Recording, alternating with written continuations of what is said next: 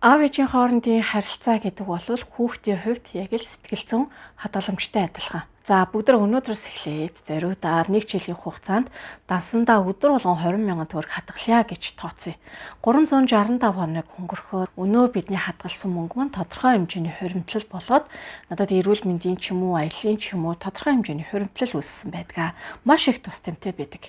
За яг үүнтэй адилхан хүүхдийн сэтгэл зүйг одоо энэ дархлаа суулгах гэдэг би бол онцгой нэгэн, би бол үнцэнтэй нэгэн гэдгийг сануулж ирдэг үйл явдал юу вэ гэвэл аав ээж хоёрын хоорондын харилцаа болон тэд бие бинийгээ хүндэлж хайрлаж байгаа энэ үйл явдал, энэ илэрхийлэмж байдаг.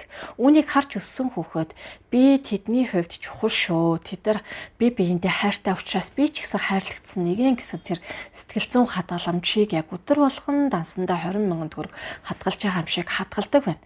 Хожим хүүхдийн амьдралд ямар нэгэн сөрөг одоо сэтгэлийн хөдөлгөөн дагуулсан үйл явдал тохиолдлоо гэж бодоход хүүхдэд хамгийн түрүүнд энэ нөгөө сэтгэл зүйн хадгаламжийн маань дурсамж нь сэргдэг.